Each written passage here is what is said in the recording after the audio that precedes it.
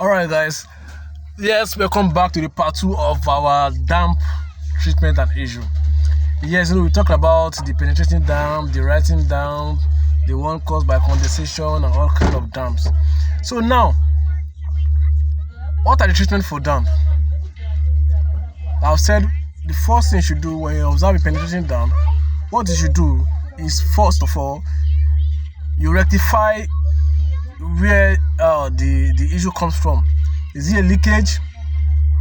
Is it from the roofing? Is it a pipe leakage? You have to check everything. After you discover that one, after you finish rectifying it, then you cannot start the solution. Now, what is the solution? When you observe a rising damp, we already know that a rising damp, don't have permanent solution because it should have been prevented right from the beginning of the building. But now the maintenance can still now help to some extent. We have all kind of different materials to rectify anything damp issue. First of all, there's a particular material we call water seal. Each company has different name for it. We have one we call damp shield. Some have they call their own damp seal. We have water stop. We have cementitious sealant. All kind of forms of damp proofing materials that we cannot proceed. It now has a mode of application. The mode of application, let me say, I will say part of it because I don't want to go into details because this is a pure knowledge that you have to pay for. Alright, let's leave that. So what you're going to do now is, if you are using a liquid form, you have one that is water, like it is a water-based solution. We have one that is in form of solvent base, like a glossy finish, all this oil finish paint. Yeah. So the water-based solution, we have one called damp seal or water seal. That water seal, what you do is, those areas you observe the damp, you roll it there. You apply it. The first coat is going to be a little bit thin. You thin it with water. You understand? So you can penetrate into the wall. You understand? While the second coat, you apply directly. You apply directly on that surface. You understand? So the moment you apply it on that surface, you leave it to dry hard. You let it dry. Then before you can now do anything you want to do. If you want to paint directly, if it doesn't have any damage on the wall, like physical damage like this, you can now paint on it. They are good to go. But it has a damage after you finish applying the sealant. Then you can now do your screeding. Without screeding, you don't have to use the regular screeding. That's where we have cementitious cement. It's a waterproofing cement that is used to solve any damp issue. You understand? So you apply it, use it for your screening. You can see you have combo the solution like that. After you have used your damp seal, you have to use the cementitious cement to reinforce what you've applied on it. So imagine how it's going to long before you have any issue again. And I can guarantee you, some even last 5 years and above. You understand? So that is how you can go. That's where you can solve all this kind of issue you are seeing here, and issue you are seeing here.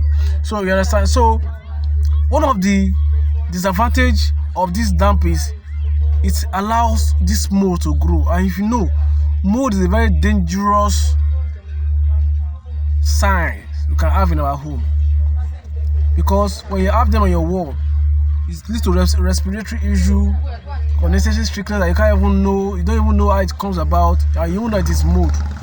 That's why mold, you have to treat them. So we have a lot of issues it can lead to. It is going to damage your wall. It started making your wall to get weak. After the growing mold, your wall is going to look weak and get weak. You started peeling off. You see that your wall has lost. He has lost this bonding power. It started shrinking. The cement, the wall started shrinking. So that is one of the disadvantages of letting your wall be damp without trying to rectify it. With these few points I've laid out, because I promise I won't let this video to go too long. So with these few points I've laid out now, you should be able to understand how to rectify damp issue. All these damp solutions I mentioned have different products. I don't want to mention products name because I'm not paid for an advert, but if you've come across them, you know each one of them has a mode of application. The first thing as a professional, when you see a product, is first of all you go through the instruction. You go through the instruction on the contents or the package. Yes, sir. You go through it. Then from there, you know how to go about it. There's one. It's like 8 hours interval after you apply it. Especially the solvent base. After you first apply your first coat, you leave it 8 hours. You come back to apply the second one, 8 hours again. You can see, so it can bond very well on the wall. You understand? And this one doesn't stay long. Once you apply it, just few 30 minutes, 1 hour, it's strong. So all the products are different mode of application. It's not left on how skilled you are and how knowledgeable you are. That's where your technical competence comes in. So you have to follow instructions so you know how to go about the usage. Don't just apply anyhow without following the proper instruction. There are some you have to first, even though they have do a texture finish on that surface, you have to dig, like you have to remove that texture away. Then you get to the bare wall before you apply that material. And that's even the most common. That's the most common mode of application that I know. You let it to the wall directly.